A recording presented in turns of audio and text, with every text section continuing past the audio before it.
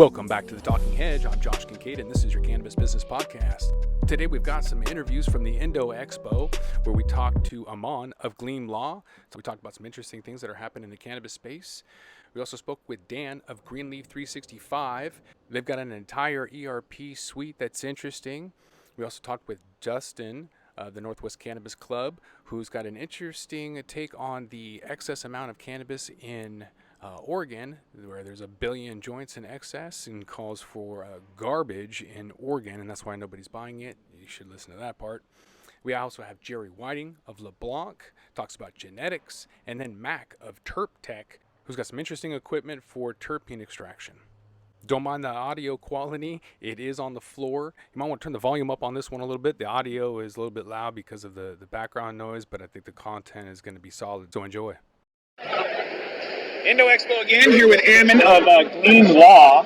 You're down here in Oregon. There's some rule changes. There's a lot of laws changing across the entire country. Wondering kind of where you're at in terms of your client base and what their needs are relative to, let's say, like 5 years ago.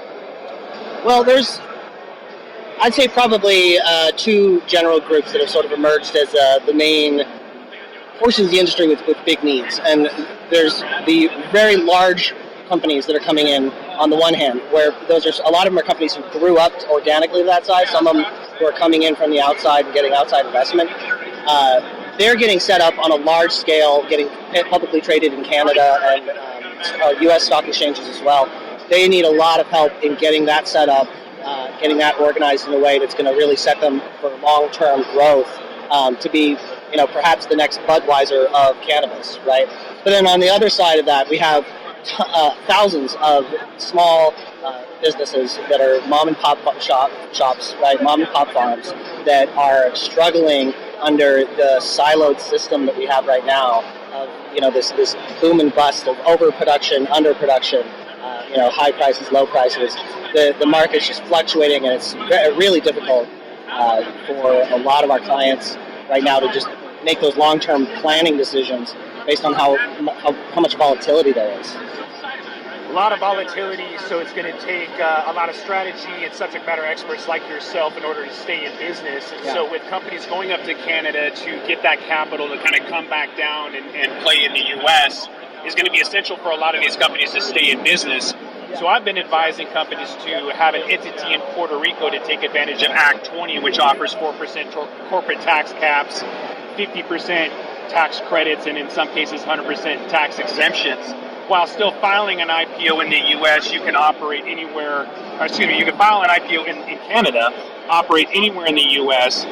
With that entity in Puerto Rico. Are you seeing people working internationally and utilizing opportunities like Puerto Rico for tax advantage? I'm seeing some of that. I'm seeing more cross-border work with Canada than I'm seeing to Puerto Rico or in the islands. I've seen some British Virgin Islands, some of the traditional tax shelters being used. So multi-state operators is the number one investment vehicle right now, and yet a lot of that is seemingly coming from Canada. Are you seeing more capital from Canada, or do you see 2019 continuing to have U.S.-based multi-state expansion? I think it's still mostly U.S.-based. Even the stuff that's going on in Canada, a lot of it is flowing north to flow south. It's a very connected industry right now, I'd say. They're ahead of us in policy, which is allowing them to do things that we can't do, and really pursue opportunities in a more open and in a bigger way than we can. Certainly, certain kinds of funding and certain kinds of just structures, right? The ways we're organizing this. There's just too many limitations of something like being able to directly register your trademarks even, right? Being able to actually put on the application to the Patent and Trademark Office of, this is a cannabis brand. I use it on THC products. Right? That kind of protection, that kind of direct protection that is there for any other kind of business, is not there for us here in the United States. It is there in Canada. And so it's, trying to figure out a way to be able to maximize those protections that you can get in Canada that then in many ways will carry over into the United States to treat And so even without the opportunities here, being able to fluidly exist on both sides of the border, there's a lot of benefits to it. So I'm seeing some stuff up in Canada where there's lawsuits about shareholder value being lost just simply because the stock dipped for whatever reason. Are you expecting future shareholder lawsuits for speculative valuations? There was a company recently, Pax Labs, at a valuation of $420 million. It seems fairly arbitrary. Do you foresee lawsuits around incorrect valuations? On a long-term scale, absolutely. Absolutely. There's no question that's going to happen, as well as a lot of derivative suits and all kinds of other things, right? Because as the size and sophistication grows, so will suits like that, right? It's inevitable. And I don't think that it's necessarily a bad thing for the industry, as long as if we set ourselves up with a strong foundation, which we are doing currently, right? We're actively building that foundation right now. We're still in our infancy as an industry. And if we can build those foundations, those lawsuits 5-10 years ago, or 5-10 years from now, they're going to happen one way or the other, right? Because people are going to disagree. And people are going to take those disagreements to the court. So if we can set up our foundations now, when we do end up having those fights, we're going to be stronger for it because it's not going to destroy, right? It's going to end up strengthening and building. And those fights over control or capital or what the proper rate of return was on whatever that lawsuit might be, or an improper valuation. I'm not afraid of those fights because it's gonna change. Even if it changes, that long term continues to strengthen us. If going into it we're not doing what I've seen people in the long history of our industry do, which is fudge numbers, right? Which is to push what we hope and not what we have, right? And back before legalization in the illicit market, that was easy to do, right? That was easy to do even in the medical days when things were not so open and tracked, and there was not the kind of growth and mobility of a business like you have now. Those days are over, and those businesses being run that way, it may have been great for that time, but it's not going to function and it's not going to work for today's industry because we've all grown. We've all grown away from that. So for those states that are sitting on the sidelines and even the emerging markets, what advice do you have to give to businesses wanting to enter the cannabis and or hemp space, knowing how volatile it is? What advice do you have in the volatile industry of cannabis? Businesses hoping to enter the industry in states that are not legal, or for those that want to enter, knowing from our mistakes and knowing it's going to be volatile, what advice do you have for those like Massachusetts or Illinois being the 11th state that just went legal? What advice do you have for them? Focus on the fundamentals. The things that are going to make a cannabis business successful are the exact same things that are going to make any business successful. You've got to have good branding. You've got to have good practices. You've got to be lean, and especially lean in this industry because of how tight the margins are and how difficult the financing can be. You've got to treat your capital very carefully and don't waste it. I see far too many people early on make poor decisions because they feel flush. Right? They're feeling rich. They're feeling like, okay, we got this, no problem. And a year into it, they've run out of capital, they've run out of money, and they're not there yet. And that's not, they're not at a point where that capital is ever going to return anything because they didn't make it far enough, because they spent too much in the early days. So be careful with your capital, focus on the fundamentals, and know your market. Get out there and get to know who are you selling to. Whether you're selling to the retail shops or whether you're selling to consumers, get to know your market and market to them. How can people get a hold of you so they can so you can send them an invoice?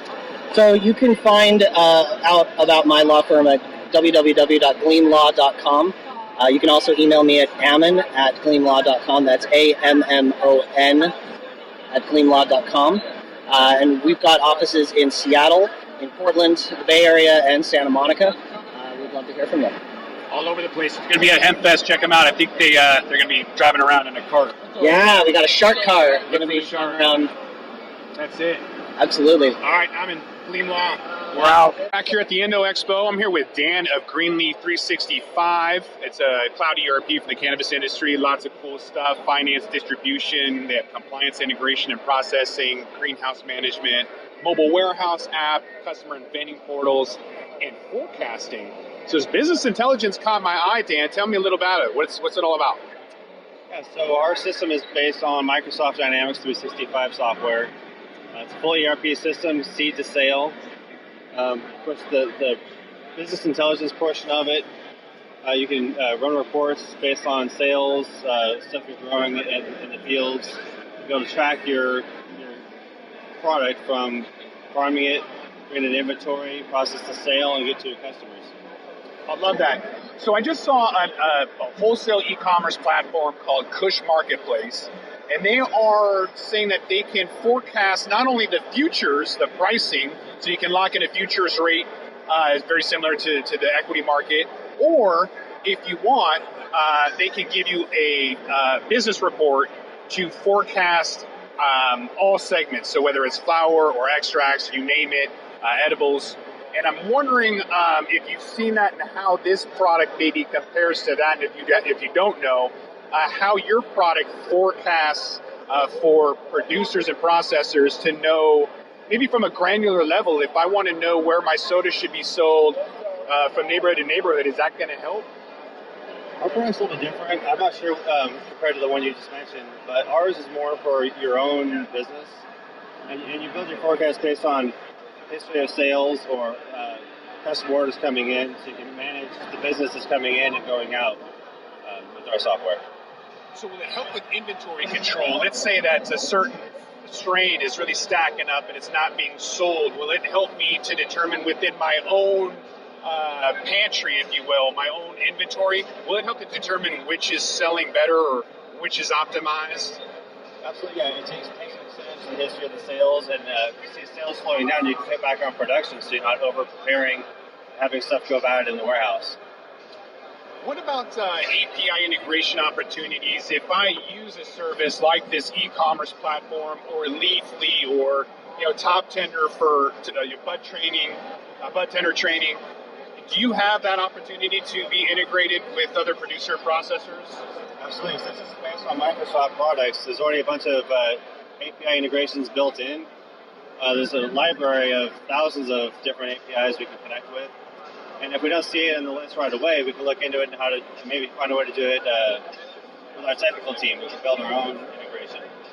And how often are you adding software upgrades? You already have, it looks like, 8 phenomenal options here.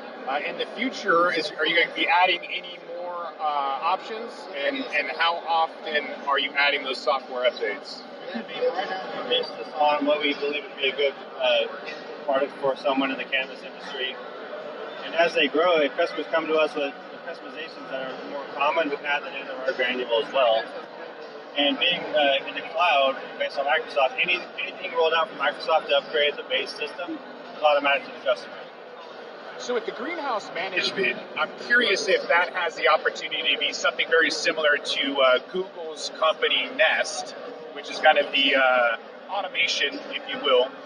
And so with opportunities to automate just not time of day, but lumens and soil moisture, humidity, all of those things, and integrate it into a POS or your mobile phone, is that going to be an option? As of right now, it's based on the customer. If they have those type of metrics they need to pull into the system, we can create the integration to pull it from those systems and track it within our ERP. At this point, I'm not sure if it's on the roadmap for us to add our own, but something to consider in the future. But if they already have it, then it's plug and play. Should be. We have to look at what they're using and figure out a way to pull the information in, but it can be done. Easy. Love it. Yeah. Perfect. Thank you very much. Do you have a card or anything? Stop this real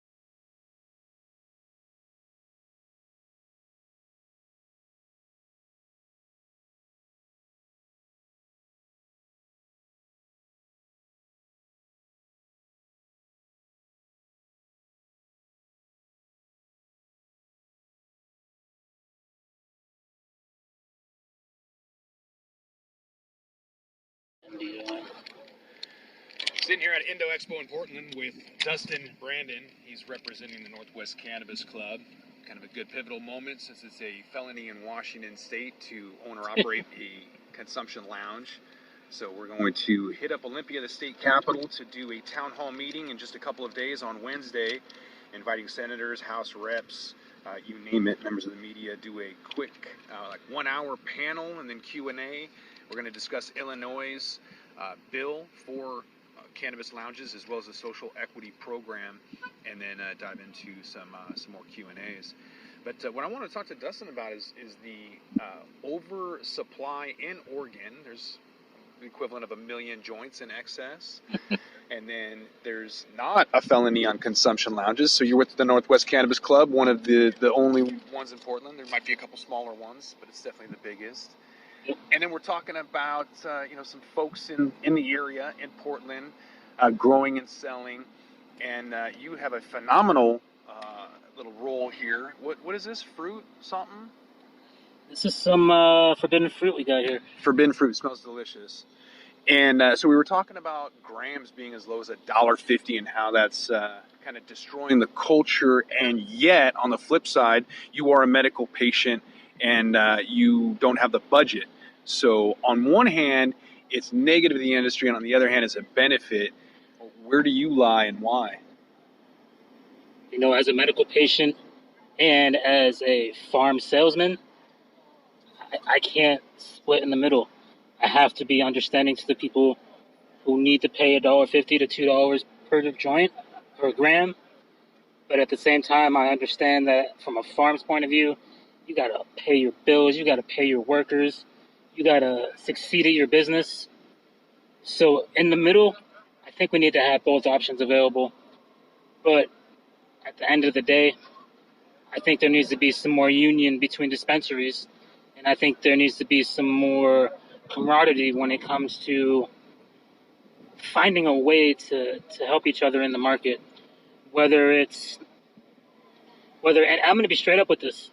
I think farms need to come together stronger through finding other avenues to bring in income. You know, I'm a big person for promotional events. I'm a big person for events in general. And I think events and finding a way to have direct farm to table sales is absolutely huge. It's, imagine going to a concert and being able to have a beer, or you're not a drinker, okay, let's buy a couple joints for the show.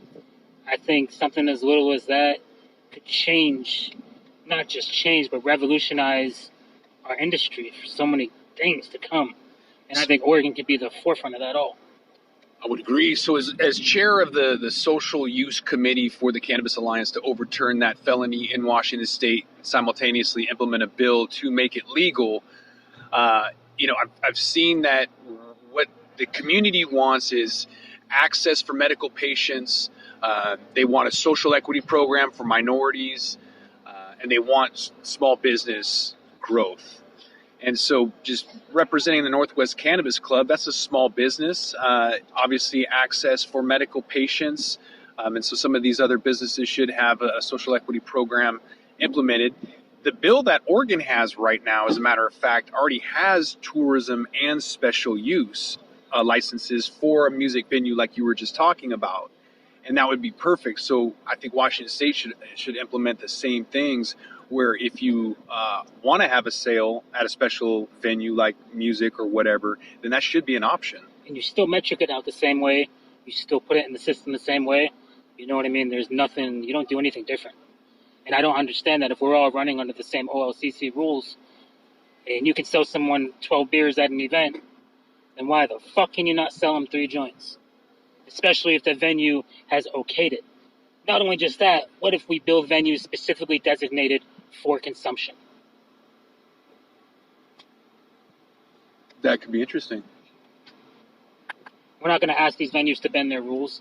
We're going to say we will create our own venues, our own spaces, and this is what we need available within these options and within these spaces.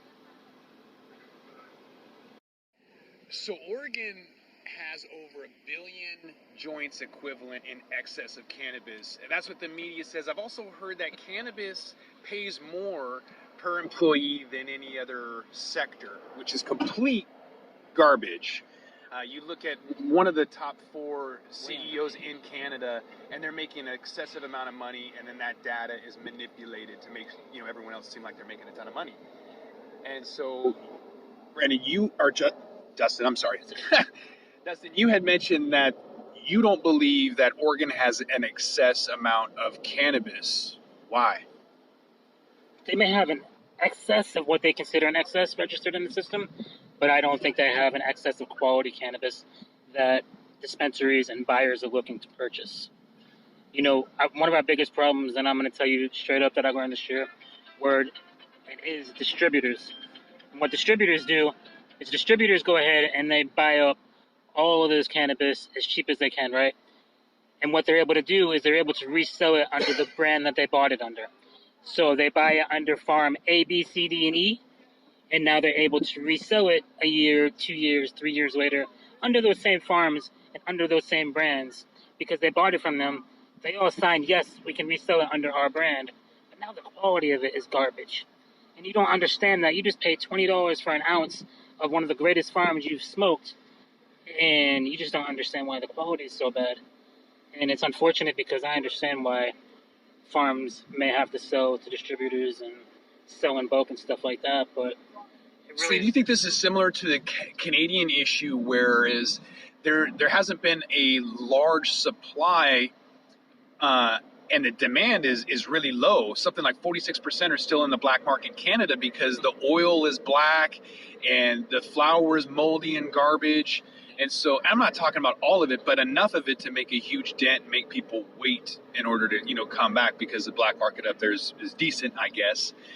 So I guess I'm wondering how you came to that conclusion and why you think that there isn't enough good cannabis in the Oregon market. I see it on the shelves. I see it in the dispensaries. Again, I, as a personal connoisseur of cannabis, will not look, smell, or taste flower until I know where it came from. I will not try an oil until I know who extracted it. It's just, you have to know where your stuff has come from. So because your boots on the ground and you're seeing it firsthand. Sounds very familiar, Dan. Yeah. Because I remember those black market days, and I remember feeling tingly after a dab going, that doesn't feel right. Finding out a year later that it was probably just full of butane, and unfortunately, there's no way to test that. You know what I mean? You may have to pay $10 more for a gram, but to have that satisfaction of knowing it's tested and it's clean and even more green certified, there's just... So basically the bottom line is that if Oregon does have 6.5 years excess cannabis, it's garbage. It's garbage. You heard it here. So we're here with Jerry Whitting of LeBlanc, hemp, CBD, all of that jazz, genetics, consulting, farming, hardworking guy. Brilliant. So, Jerry, I'm going to be doing an extract panel at the World Trade Center in Seattle during Hemp Fest, and really isn't a genetics person represented there. So maybe you can give us an opportunity, and we'll plug this in to let us know how important is the end effects, the terpene profile, the experience. How important are genetics to that? I always say it begins with the plant. So we're talking about hemp or cannabis because of the cannabinoids and the terpenes and all the effects that you get from that. But that depends upon the plant itself, the living, growing, biological entity. And just like not all dogs or all corn or all fish are the same, not all cultivars, or what are commonly called strains of hemp or cannabis, have the same chemical makeup. So if your goal is to grow, process, and sell hemp because of CBD, cannabidiol, then you want plants with the genetics that convert CBG to CBD, not THC. So I liken it to corn. I think there's a lot of people that may not know what CBG is yet.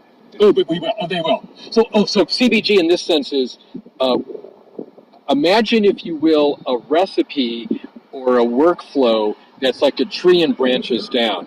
And so as cannabis, be it the drug cultivar or hemp, begins to synthesize the various chemicals, the base chemical it starts with in this process is CBG.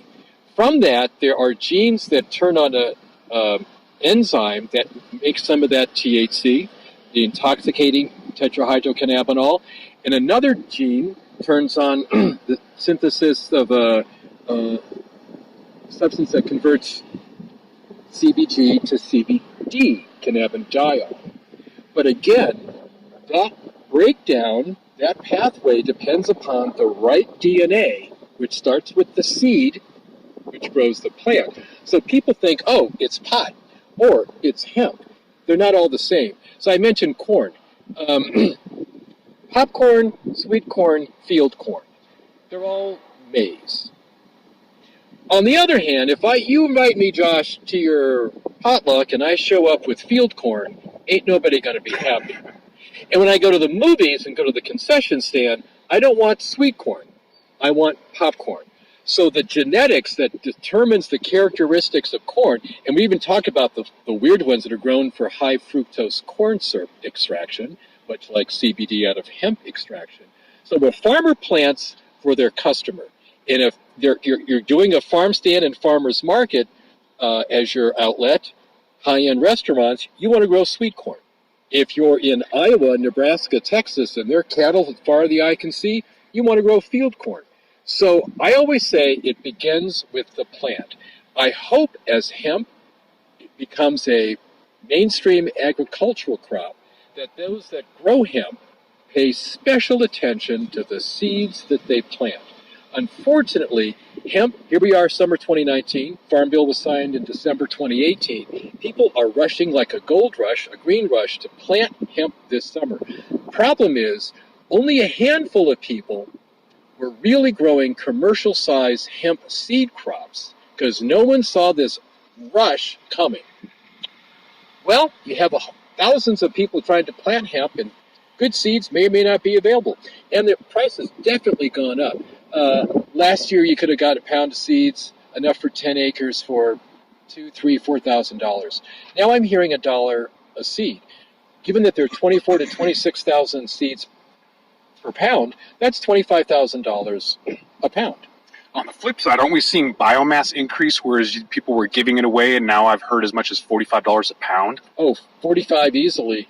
Biomass, that bulk hemp product that is used largely to make concentrates, fuel cartridges, to make medicine for people. It depends on the quality. Yes, you can find it for $35, $40 a pound, but sometimes it's actually, it's all grown on tractors by the acre. Some people take the time either growing and or trimming to clean that biomass up so you have less leaf and stem and more flower, because we know that the trichomes are concentrated on the flower, and if you're growing hemp for CBD, you need to have trichomes. So at LeBlanc, we talk about a milk model. Biomass is this generic term, but think about heavy whipping cream, half and half, whole milk and skim milk. Trichomes, that's heavy whipping cream. That, you can find smokable, high terpene rich cannabis for the pre-roll market that sells for wholesale to me as a broker, $400 to $600 a pound. Now, that means that good quality artisan industrial hemp out of Oregon sells for more than cannabis, than pot out of Oregon. On the other hand, if you're feeding an extractor, you're making CBD oil, you really aren't looking at how pretty it is. You want to know how much of the right chemistry is there and how fast can I get that out at a profit. If you have 4 sets of seeds in front of you and one of them has twice as much CBD for only 50% increase in price, it's a no-brainer. If, on the other hand, you're going for that artisan market, or you really are more interested in the terpenes than the cannabinoids, then you'll look at the seed choice from a different perspective. For example, a lot of the industrial hemp comes with the lab results, the analysis of the cannabinoids and the terpenes. If you're in it for the CBD extraction, you want to see 12, 14% CBD and less than 0.3% delta-9 THC. so that it's still legally hemp, not pot.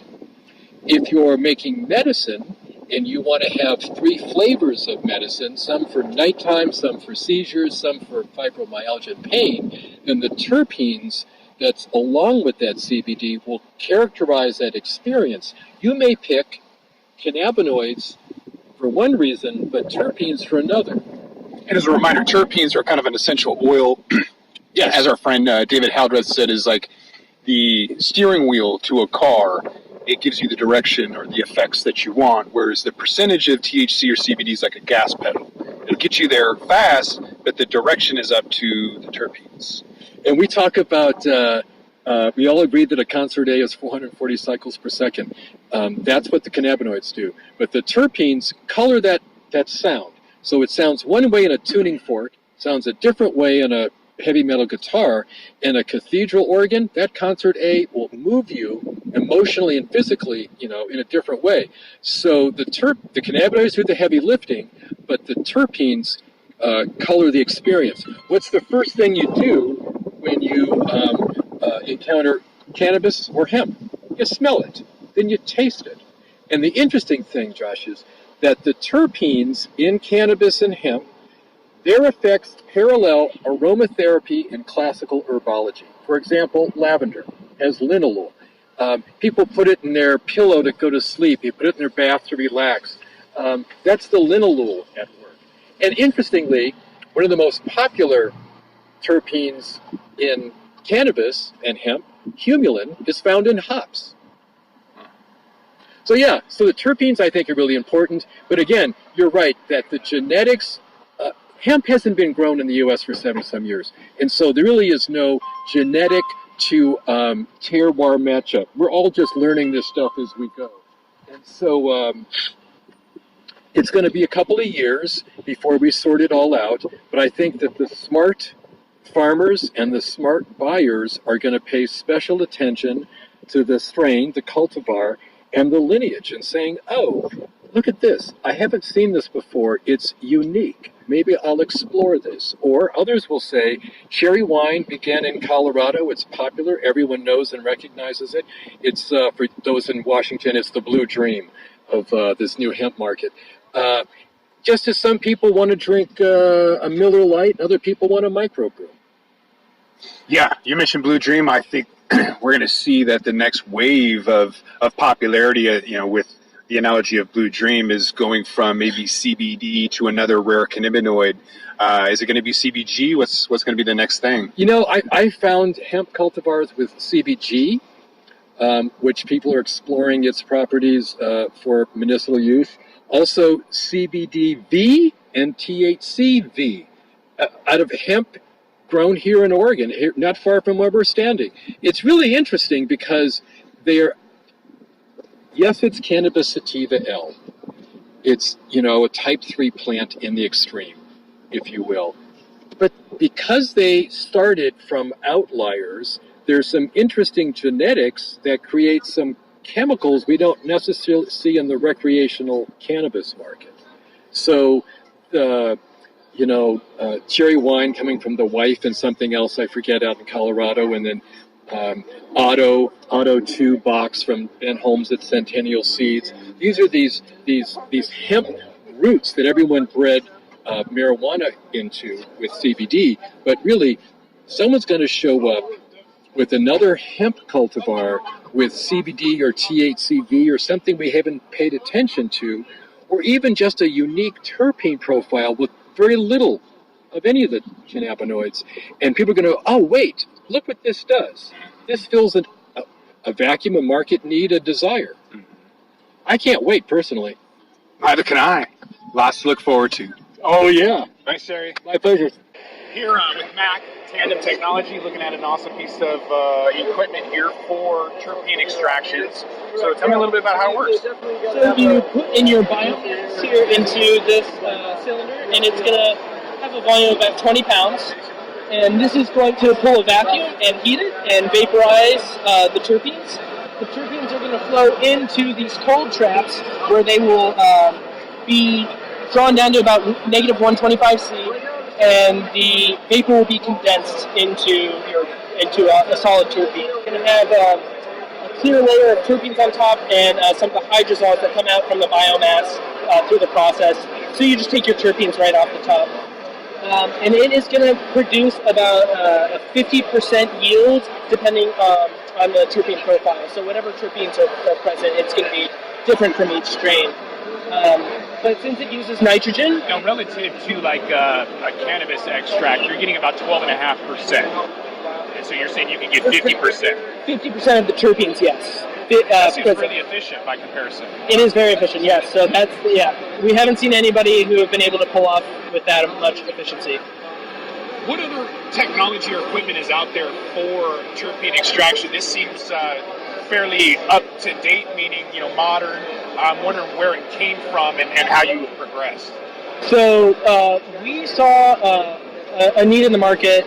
Everybody is using. A lot of people right now are using solvent-based extraction techniques, so having hydrocarbon or having butane. So we wanted to move away from that, move away from the distillation process, and be able to pull off the terpenes for people so that, and you can get as robust a profile of the terpenes as possible so you can reintroduce it to the strain and get the best user experience of the strain at the end.